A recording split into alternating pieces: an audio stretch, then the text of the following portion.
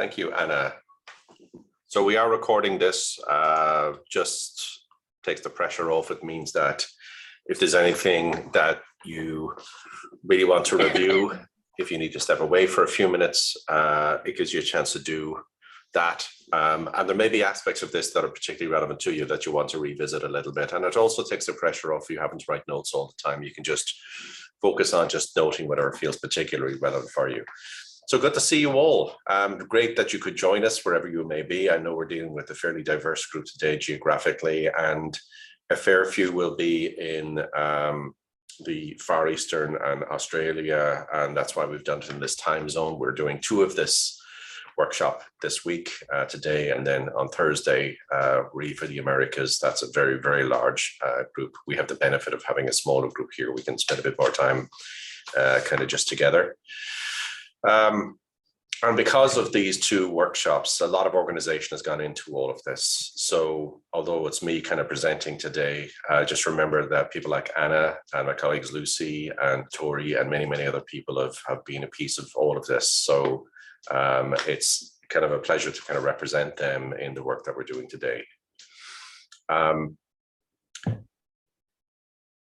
those who don't know me or haven't met me or haven't had the pleasure to really connect with as yet, I'm David Ringwood. I'm the Vice President for Client Development for Europe, Middle East and Africa. I've been in this role for about 17 years now. I joined as a client of MRG, so I'm coming at this very much from a practitioner point of view.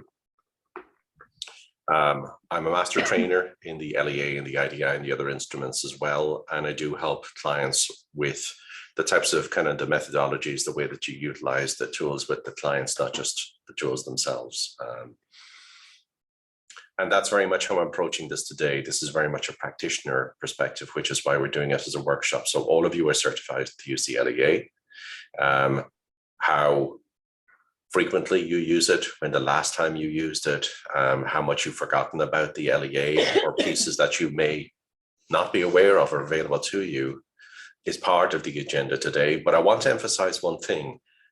Myself and my colleagues are always available down the line to help you if you want to do a deeper dive, if you need any direct support with client work, if you're thinking about doing a particular project with a client and you need some insights, some support, some materials, please let us know. We're very keen to help you and to make sure that what we do is relevant to you in terms of support. So there are a few housekeeping things. And do you want to take them through the rules of the game? Sure. So even though this is an informal session, please feel free just to jump in if you need to. As I say, I'm preferably just using the chat while David is just lecturing. Please mute yourself, then we'll come up to some questions. There will be some posts for that.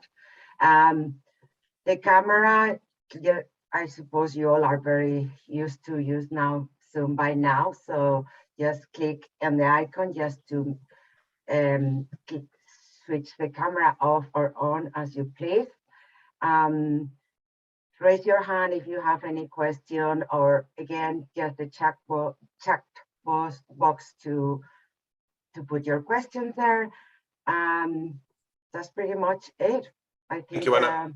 Yeah, thank you. So the chat thing is there, but you can also just raise your hand, and I would like people to be spontaneous. The benefit of a smaller group is that if I say something or do something, or if I forget to say something and you think it's important, chip in, ask a question, make an observation, just feel free to be spontaneous. There will be pauses in the workshop for you to do some quick Q&A. So you'll have that opportunity as well, but I don't want to take away from the spontaneity of the moment as well. So a quick poll before we get into all of this, because we're trying to get a sense of this whole team development thing. How big a piece of what you do is it?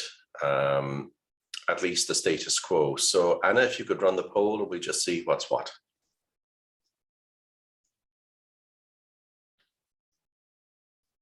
The poll is on.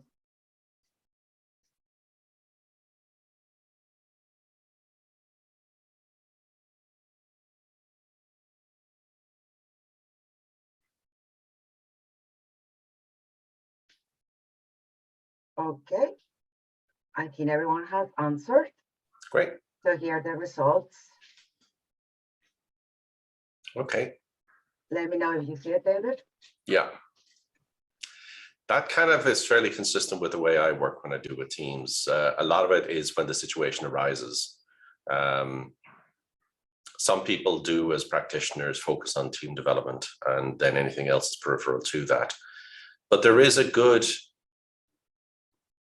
piece of momentum here. And partly we may do more if we can offer more and have a more solid service offering to bring to the clients. And that, of course, is often contingent upon how confident we are that we have something really coherent and robust, and I know how to describe it to the client.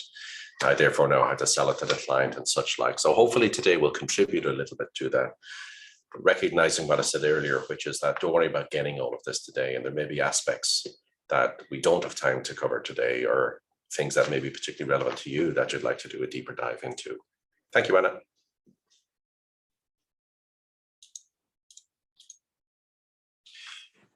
So when we talk about using the LEA for team development, we have to remember a couple of things. The first is the most obvious one, which is what we're measuring here. And of course, with the LEA, we're measuring behavior, and we're measuring people's observations of behavior.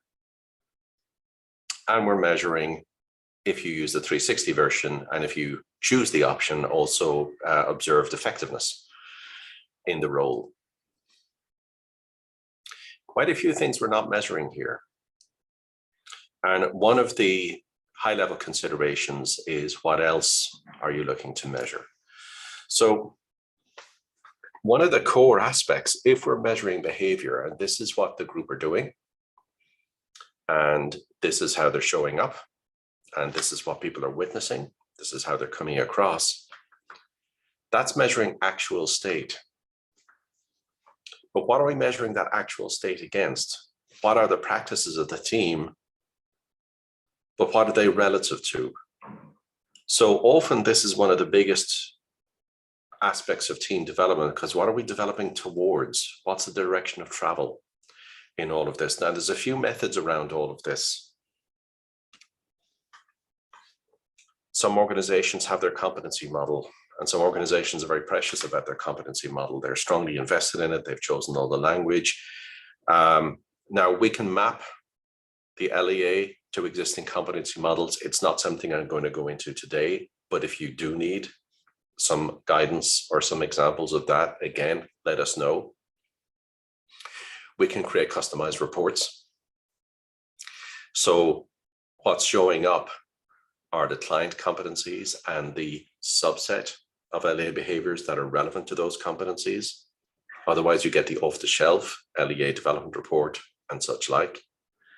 And clients like that because it's their look and feel, it's their language, but it still captures all of the psychometric characteristics of the LEA, which if they were to try and do that by themselves, come back 10 years later and $2 million later, and they probably would have got there. What are we measuring against? What's the purpose of the team? What are you trying to achieve? You know, what are the commercial or the strategic objectives? What purpose do they ultimately serve? That's a reasonable question to ask when it comes to what we measure against. And here's an interesting one when it comes to team development. Often there aren't coherent answers, or there aren't consistent answers about that piece. And this is one thing which, again, I'm not going to go into too much depth today, but a fair bit of the work I do with teams tend to be at an executive level. And at an executive level, or in an enterprise situation where a person is managing multiple teams, but let's just say I'm sitting on the executive team. I have my own functional team, and I also am sitting on the executive team. So the question is, where is my real team? And often one of the challenges is that the executive team don't actually think of themselves or see themselves, and therefore don't particularly act as a team, because their team is down in the trenches, their functional team. And often with team development, particularly at an executive level, you get this very transactional type of dynamic. These people coming out of their natural environment into this executive team environment, and they're supposed to interact and collaborate and communicate and work together in a way that you ordinarily would with people that you work with shoulder to shoulder every day. Are you kidding me? It doesn't work that way. And often they've never really had this conversation around how are we as an executive team going to work together? How are we going to blend our skills? What are our different agendas going on? How might expectations be mismatched about how this is going to work? Like I said, it's the conversation they never have, and you can add significant value in all of that. So this is why it's a high level consideration. That contextual dynamic can be particularly important here. And it's a real moment of discovery. If people have different expectations, if they have a different version of what good looks like, that's a big thing. Expectations matter. People measure performance and effectiveness relative to their expectations. And if this is something which is not being surfaced, then before you get into analyzing the data of what they are doing, in fact, that piece needs to be clarified. It's high added value. So what else are we measuring? I love measuring motivation. The thing about behavior is how much of our behavior is us, truthfully, and how much of our behavior reflects the way we all adapt to suit the environment, people's expectations of us, the rules of the game. In order to be successful, you kind of have to. Who the heck knows? Behaviors can be an illusion. Where's the truth of the individual here? And this is why, when I talk about what else are we measuring, there is an implied question here. And it does have to do with the overarching purpose of the team development.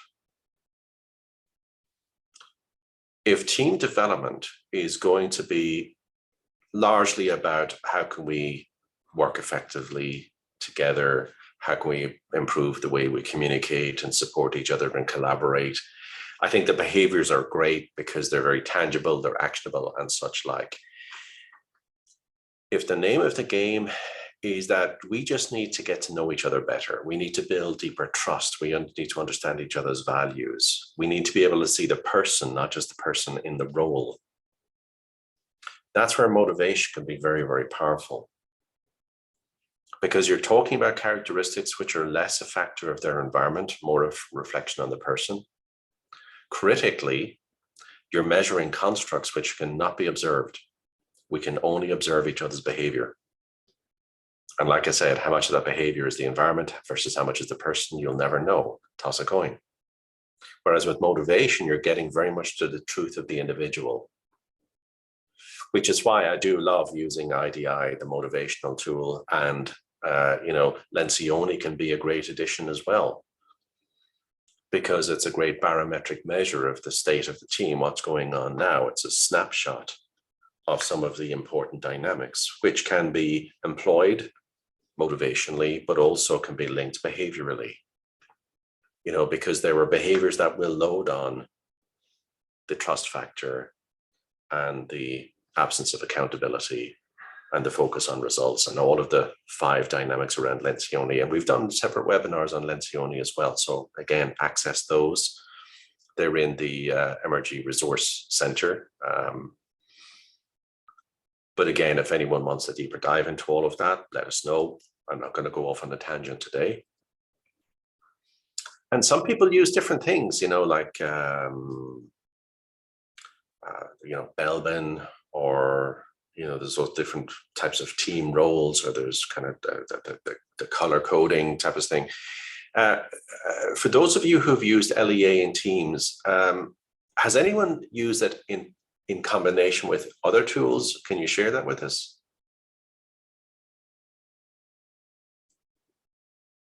No? Rachel?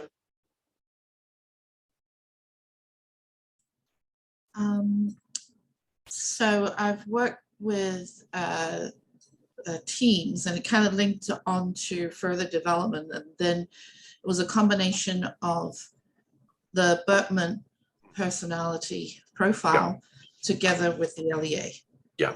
And so it was a leadership development, but it was also team development because we got the whole leadership team to be on that leadership development journey. Yeah.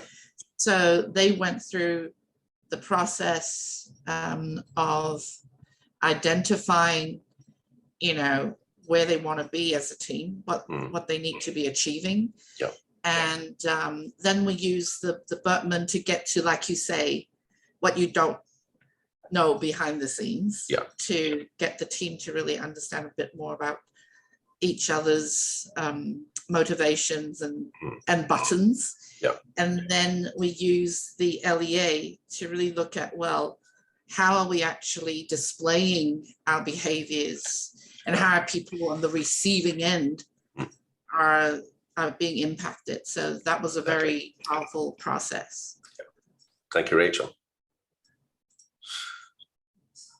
So that kind of does tap into the combinations here can be powerful, but it only really works, of course, if you have enough time. You know, if you've got a half-day workshop, you really don't want to be using two tools. It's going to turn into a data analysis. It goes absolutely nowhere. But there is something here about the team development in the relational aspect, which is just getting to know people. So the personality tools, as well as the motivational tools, so the Hogan, the 16PF, the 15FP, the OPQ 32 back in the day, these are all the kind of the bread and butter of this. Of course, the Myers-Briggs type indicator. So it is helpful when it comes to team development, particularly if you're doing the workshop phase, to do the one-to-one feedback first, or if you haven't, you're going to spend some of your time doing it as a group feedback. There's a whole methodology we have facilitating group feedback, which again, I'm not going to go into today, but if you do need a little bit around all of that, we've got lots of slide decks that you can use. We have lots of ways of positioning it and verbalizing it, which can be helpful so that you don't get lost in granularity. And there are some considerations ethically around confidentiality and sharing and all this kind of stuff. The amount of time that you have with them, how you construct that time. And of course, the virtual thing is increasingly relevant. And what expectations they have. All of this will help to get to what the team development should look like in practical considerations. These are statements of the obvious, but it does actually matter because it really needs to line up in a way that creates the impact you're looking for. So facilitating it, if assuming you do all the warm-up exercise or the lateral thinking puzzles or the physical thing that some people love to do, where do we get to? And it does go towards what are we measuring against? There are a few ways of getting to this, but the team has developed towards something. When I do team development, I often get, for example, the chief executive or the key stakeholder to begin the conversation around the strategic commercial objectives of the team. It's a little bit rhetorical insofar as this is the conversation they have had. If you ask them about what their objectives are commercially, strategically, and such like, most people will be reasonably intimate with all of that. So this is purely positional, but I think it is important because it's an anchoring place. And one of the things that they tend to say, take less consideration of is the brand proposition. And that applies when it comes to individual leadership as well. So forget about the team development, talk about when you're doing coaching, when you're talking about all of this. This is where the LEA can make a big difference. People observe what we do. People observe what we say. They're observing our behaviors. And that goes towards brand. But the thing about the brand is that it's a trajectory thing. Do you ever have the person who, perhaps loses their job and suddenly they're scrambling to look at and build their LinkedIn profile and build their LinkedIn network? It's too late. That's the stuff you should have been doing in the preceding 2 years. It's the same with the brand. The brand is something you build up over time. You create an expectation of how you're showing up. You demonstrate certain characteristics, and these are the characteristics that become anchored in people's perceptions of you. And we have an opportunity to influence that. When we talk about personality or motivation or those kind of more intrinsic features, those are not things we're trying to actively influence or change. If your personality starts to change, you probably should be in a clinical practice somewhere lying on a sofa and talking about your parents. Whereas with behaviors, we get to choose our behaviors. We get to calibrate our behaviors. The only caveat I would say is that there's a tipping point after which we're trying to be someone we're not. So understanding who we are authentically and staying true to that is an important. But it particularly matters at a team level, particularly if these are senior or executive level teams, how they are perceived within the organization with external stakeholders and such like can be particularly important. And again, it's not something they tend to lead their thinking with, particularly if they have their own functional responsibilities as a team leader, or if they have their own individual responsibilities as a practitioner. They've got deliverables they have to, honor. And they don't have time of day to think about the team objective as much as they might. And they certainly don't have to think or have oversight about how this team is showing up. And that's where the LEA can add a great deal of value, because it will show them demonstrably how they're showing up behaviorally. That's a level of insight they probably won't have, because it's hard to observe themselves and their team dynamic at that level. We can measure it psychometrically, where they may struggle to measure it observationally. We'll get to that when we look at the mean, that's out of the median profile. Here's the thing, and it's a beautiful and slightly cruel punch. And those of you who have done the LEA strategic directions, this is a great place to go.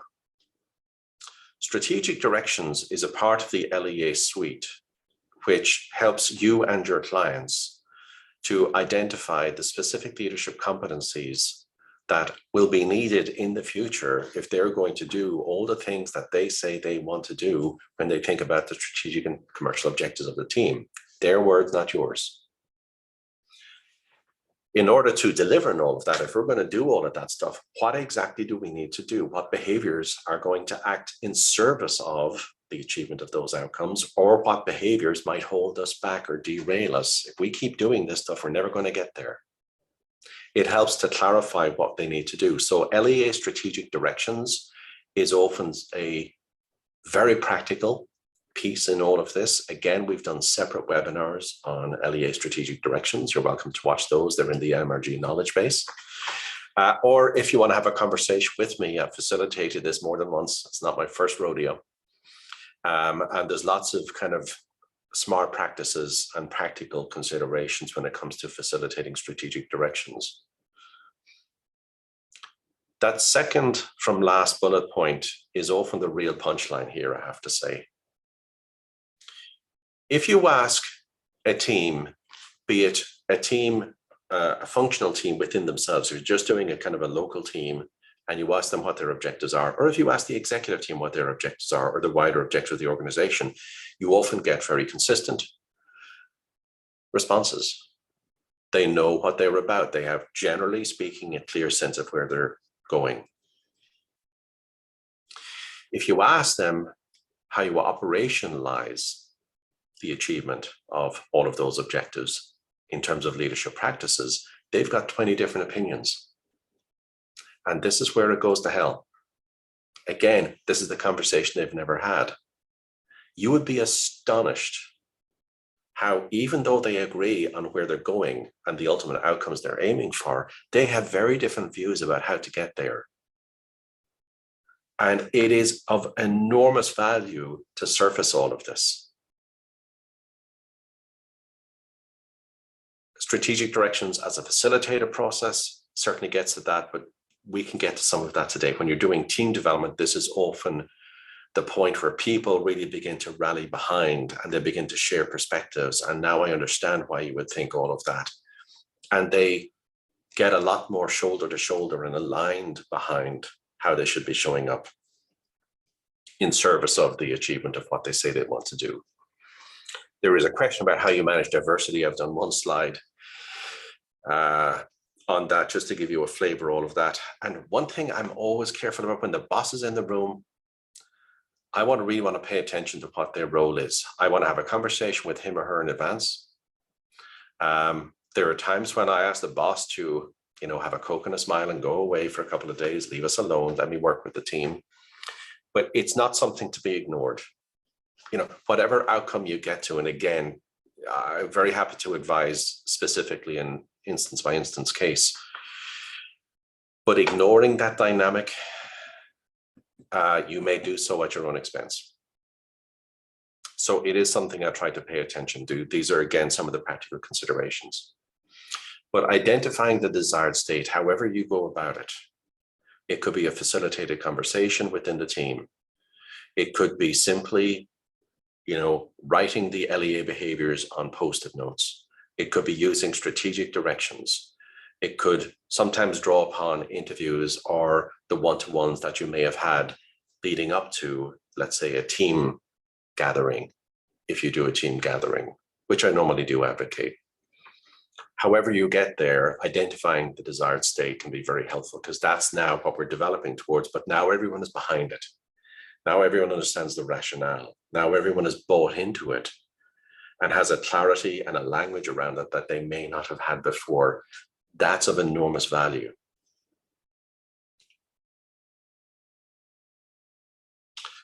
So has anyone done strategic directions? Has anyone worked with teams who are unclear about what they're trying to achieve, either in terms of the objectives or in terms of the practices? Any examples anyone can share?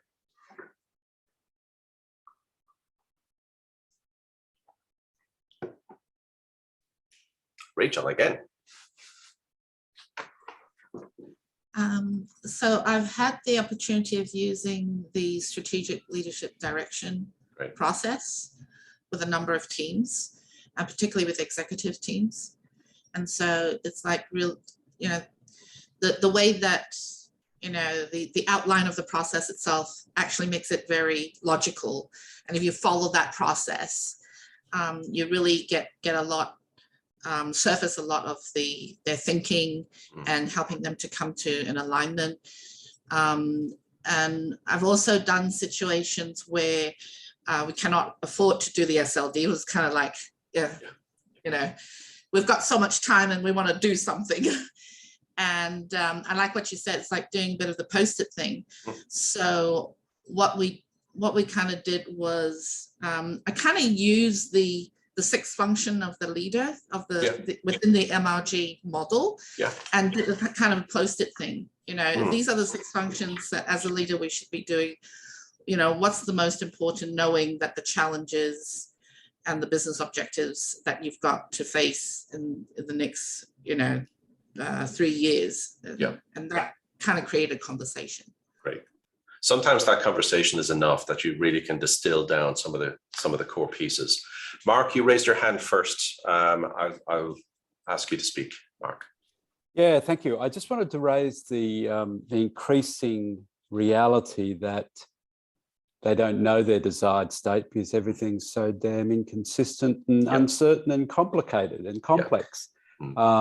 So my experience as a coach now, we've got to be a little bit careful about trying to nail the desired state, because it's, you go back in a week's time and it's probably shifted. So there's that dilemma about how do we build in flex, I guess, and yet give them something they can ground themselves on. Yeah, and that's a fair point, Mark, and I wouldn't disagree with any of that. I'll tell you what I've experienced in that regard, and this doesn't mean I'm right, it just means what I've experienced. And interesting you use the term. Part of this is about, okay, so as a team, we're navigating an environment or a landscape commercially or just environmentally, kind of globally, where there's a lot of uncertainty, there's a lot of paradox going on. So maybe the flex piece, maybe that's what we should be focusing on. We should be focusing on, as a team, being in a state where we can keep our options open. And there's certain behaviors that mitigate strongly against that.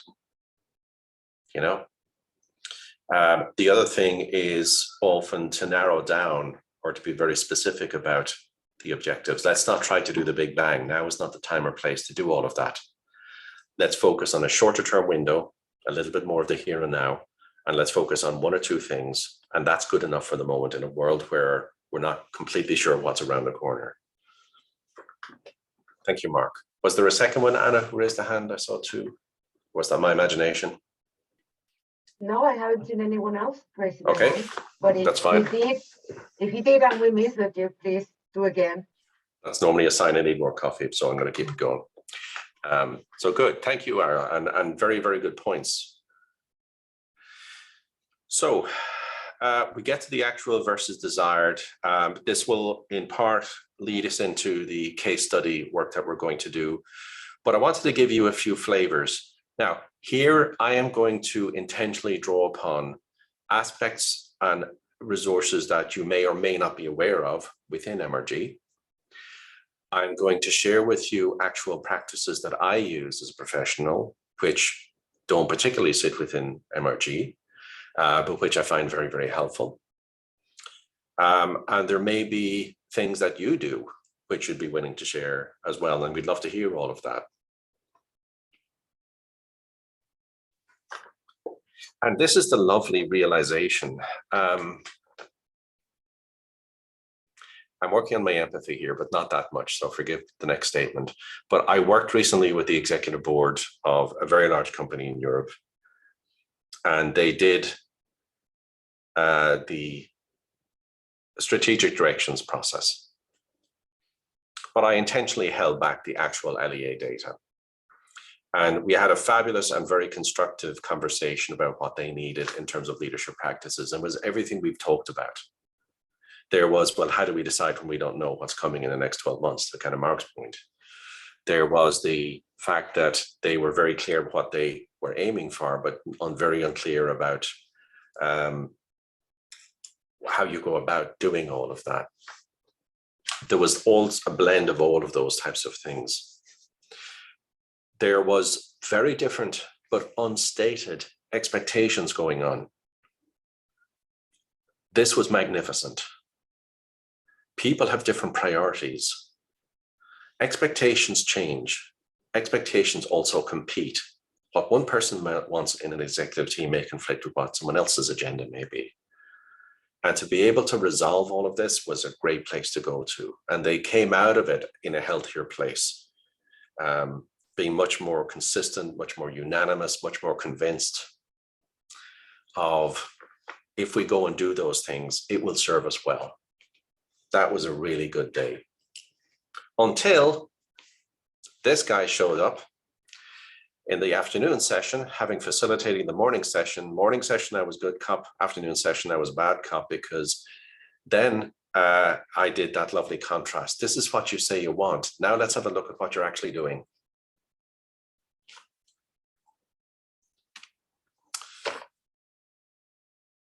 And it wasn't great, if I'm truthful. So the high level is where we start. Typically, just look at the medians. I'm going to give you a few examples in the subsequent slides, so I'll just talk conceptually here. But I will put a few thoughts in for the benefit of the recording particularly. I tend to focus on the positives first. I've always found that to be a good practice. So let's look at where the greatest degree of alignment is. When you look at the median profile, which we'll be looking at in a moment, where are the areas where you probably are doing or are close enough to what you say you want to do in terms of the practices that are going to serve you well ultimately. And then I think it's easier and it's more objective to look at those areas where there are some deltas. So I was kind of joking about the empathy thing, because actually I find it very important to be supportive and sensitive, because a lot of people, you know, maybe things are not in the way that they would like them to be. Everything may not be ideal, but I guarantee you a lot of people work damn hard to get things where they are. And it's too easy a target to go in and start identifying the flaws. So I do find it, in all seriousness, very, very important to validate first and to talk about a lot of the affirmatives and get that sense of momentum and positive energy going. And in any given scenario, there will be a few areas where things are not as ideal as they could be. And the language of degree, I found to be more helpful than the absolute. This is not where you want to be. Well, it's not a not or kind of a yes or no scenario. It's how far do you need to travel? What is the direction of travel if you're going to do the things you want to do? The other things, which again, just for the benefit of the recording, is when I do see big gaps between the actual versus the desired, I begin to ask the question, at least, or I facilitate the conversation around, is this actual development, or is it just development now? Or are we possibly talking about a degree of cultural change, either within the team or more broadly in the organization? Will it impact, selection decisions? We need to really mix it up a little bit. Either we don't have enough diversity, or there are some kind of core orientations which really currently don't sit within the team.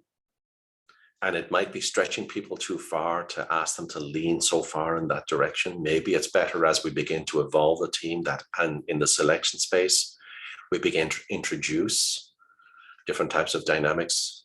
Maybe we should, maybe second other people into the team. Or there's lots of different ways of making this work and architecting it.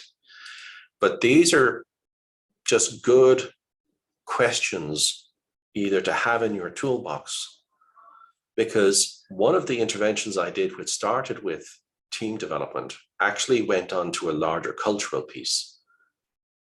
And it normally goes top down in my experience. This actually went bottom up in that sense, because what they were finding was that there was a need for something much more directional in the organization. And it didn't stop them doing the team development, but it certainly informed them that there was a bigger picture scenario to take into consideration.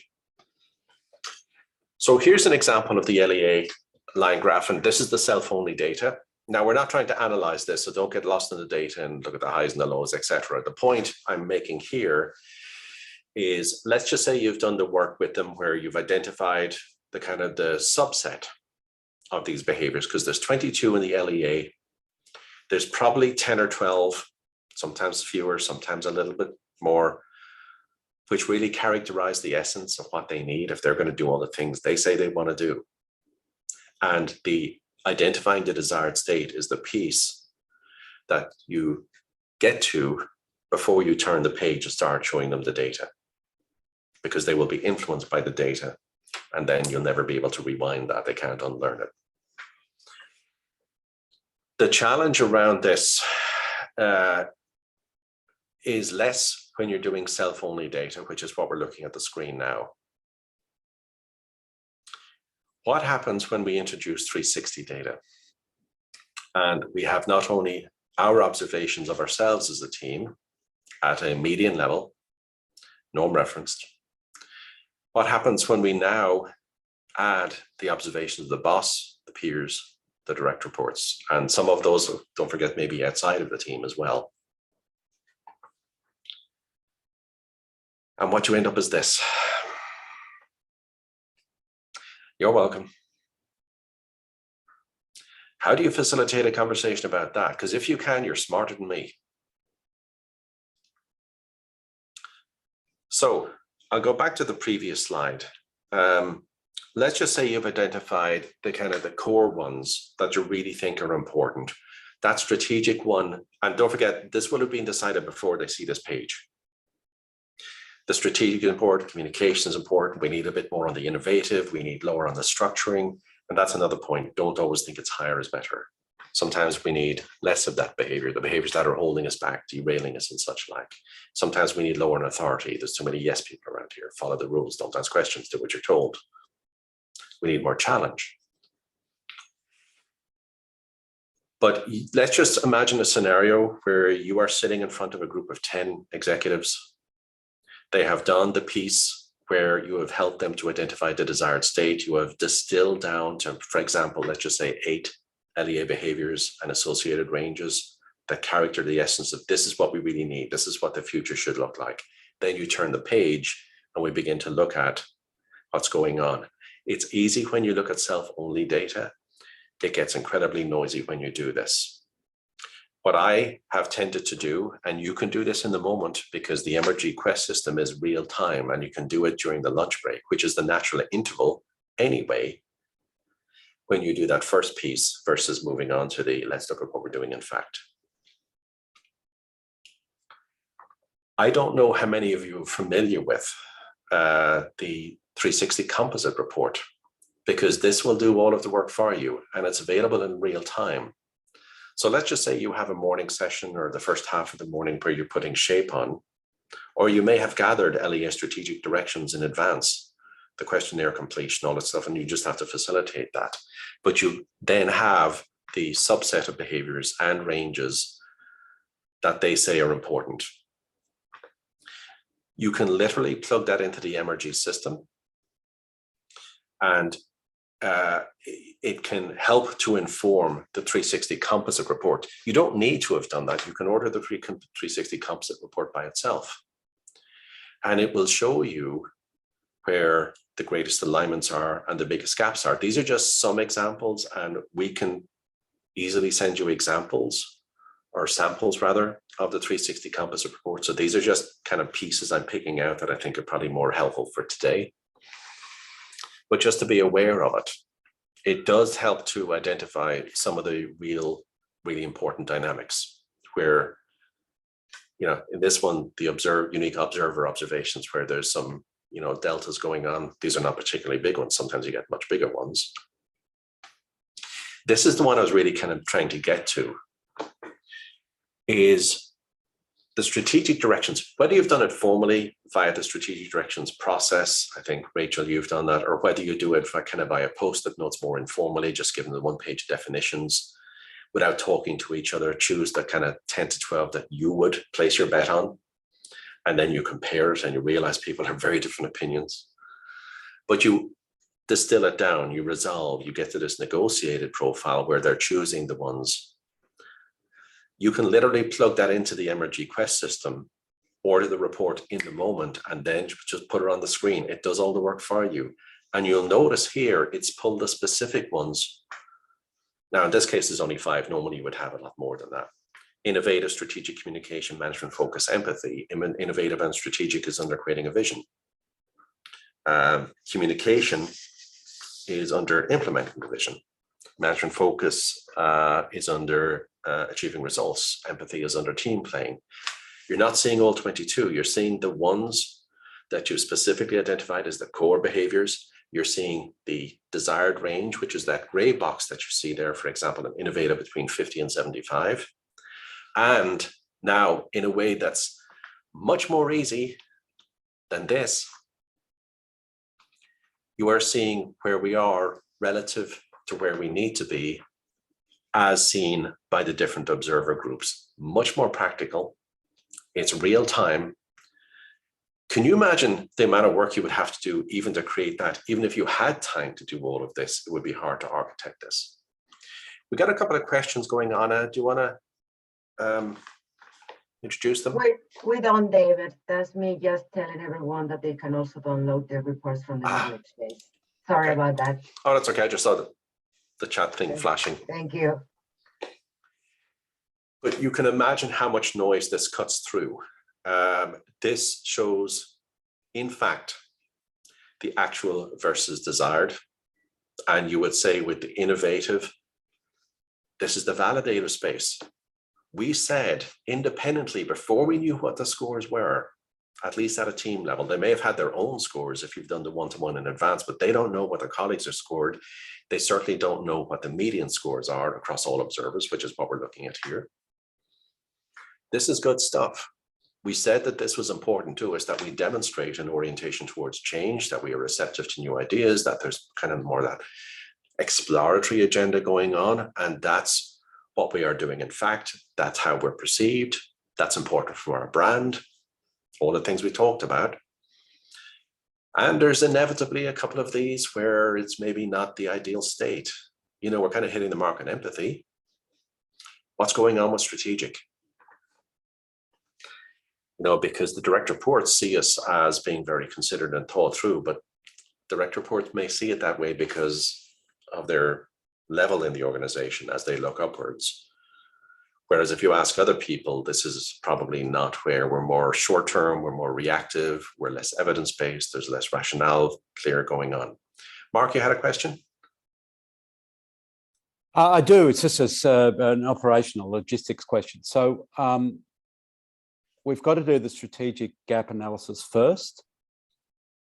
So from your experience, what's the sort of timing perspective here? We do that a week before we bring them together. We do that before we do the end of the composite report. You can literally do that. You can literally do it on the day. I tend to do it on the day, and here's why. Even if you've done the LEA Strategic Directions Questionnaire in advance, that just gives their individual points of view.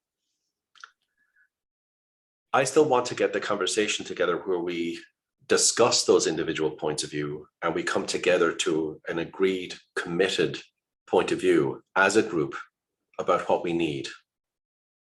And that's when I plug this into the MRG system and populate the report. So you may have done that in advance, you know, and I would say if there's a chance to have a short session with them, maybe remotely, you know, a week before, that's great. Get all of this out of the way. It's less noisy in the moment, but then in the day, you can refer to that previous session. So last Tuesday we did this, we agreed what was important. Today we're going to focus on where you are, in fact, relative to where you need to be. But it can be done in the moment, and that's my point here, is that if you need to be able to do it reactively, this is a much easier way to do it than try not only gathering all of those scores and assessing where they need to be, but then try to compare it against where they are in fact, when the only thing you have to show them is this. That's as messy as hell. This is much more easy to. So there's the sequencing kind of depends on how you organize and architect the flow of the work that you're doing with the client.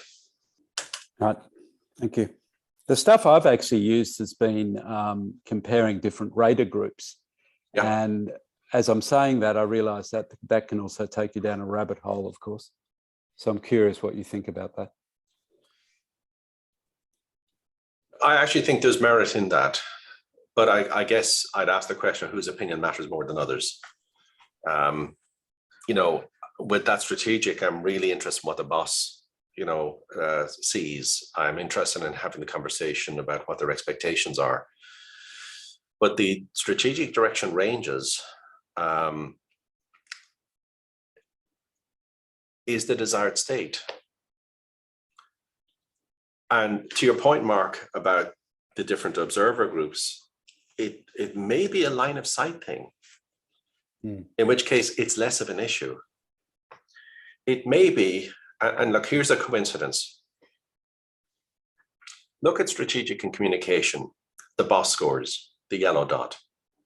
The boss scores lower than the ideal on the strategic, but also lower than the ideal on the communication. Is there any possibility they're linked? Because if the boss wants us to come across as more thought through, more considered, don't forget strategic, a lot of what we do is we do in our head. If we're not verbalizing our thought process, you know, we considered options A, B, and C, we chose B because. If we're not articulating that, people can't see it, they can't understand it. Why we're doing what we're doing, why we choose option B is less evident to them. So you would have the argument there to say, well, listen, maybe the one to focus on here relative to the boss is really the communication one. Because the more you are explicit and clear about what's going on and doing it from the get-go, as they say, maybe the logic of the argument is also going to be a bit more evident almost by itself. So there's lots of conversations to be had around there, and there's lots of advanced interpretation around the LEA and the combinations that really matter, which is not really the purpose of today. But we do have webinars on that as well, and we're always available to have that conversation. Thank you. So their composite report, again, to my point earlier, it does identify where the fully aligned behaviors are. All this is then done for you. And then, you know, where some of those deltas are. What are the behaviors that people may not be accessing enough or demonstrating enough? Or maybe they're doing it, but it's not observable to other people. That gets into your knowledge of the LEA. I had a very interesting one recently, where part of one of the desired ranges was in empathy, and they wanted a mid to mid upper range. People were very surprised that the observer scores were lower because a lot of the observers were outside of the team. This goes to the organizational kind of brand of this team. But here's a coincidence, another coincidence, by the way. This same team was also scored as very high in restraint. So what was happening, in fact, was that these people were, in fact, quite compassionate, very gentle, caring, but you'd never know it because the restraint was disguising it.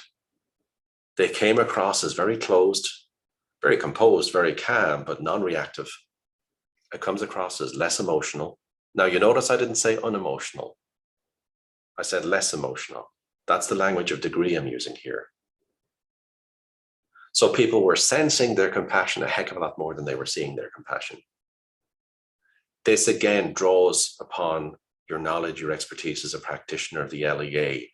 And I emphasize one thing is we are in strategic directions or similar, identifying the subset of behaviors that make the most difference. It does not mean that the remaining behaviors are unimportant. They may constitute very important supporting conditions. And restraint was not one of the core behaviors, but it was one of the behaviors that was holding back one of the core behaviors, in this case, empathy. So if any of you need to scrape the rust off in terms of using combinations or advanced interpretation, let us know. There's lots of webinars that we've done. We're very happy to help you with profile interpretation or to run you through them. That's what we do. But the composite report does help in that regard, in that it just immediately surfaces, and it's therefore much easier for you to be and appear organized with the clients. It makes it much easier to facilitate the conversation, or just do that thing. Go away by yourselves in a breakout group, work through all of this and come back with your thoughts. You can go have a good Irish coffee while you're doing all of that. It's just very, very practical. And these are ones where I'll just go to it. It does go through then section by section. This is the creating a vision, and in creating a vision, we can now begin to draw upon those other. So to Mark's point about getting lost in kind of the granularity or the minutiae, it's better to start at the higher level. Which of the subset with the ones we really matter? And as you just work through these quickly, is there anything else here we need to take into account? That's where the restraint score showed up in the example I just gave you. So it's just a very practical thing.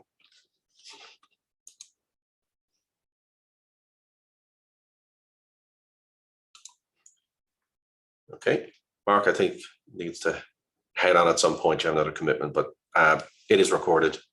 Glad you could join us. Thanks for your contribution. Hope to see you again. So the final thing is that when you have the obvious question, okay, so what do we do about all of that? What are the ones we should be focusing on in terms of change? The composite report does draw upon a few themes. Now you'll notice on the top left here, this is the theme of people management.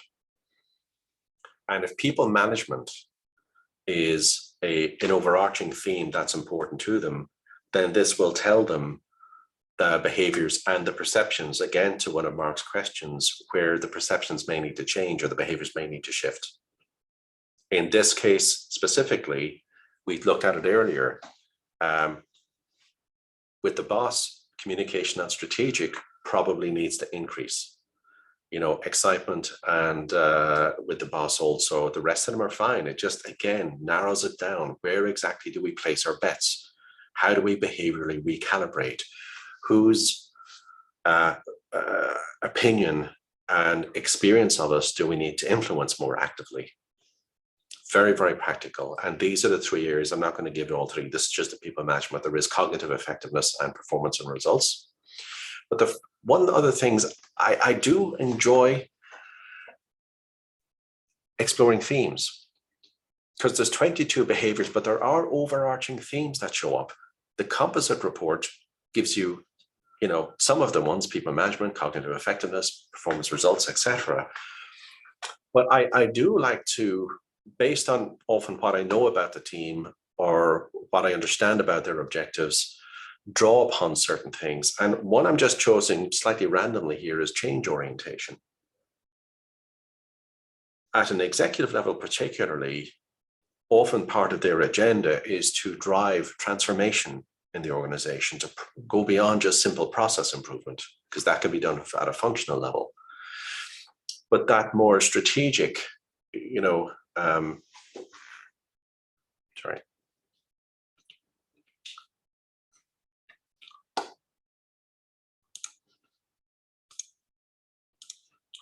technology.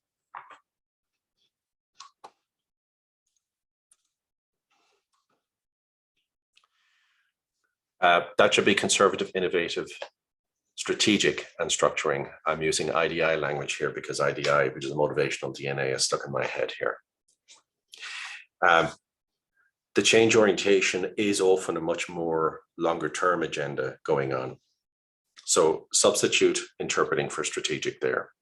But I will then, if the team says that part of our purpose is to really be the team that re-architects this organization, then there's probably a subset of behaviors I really want to focus on.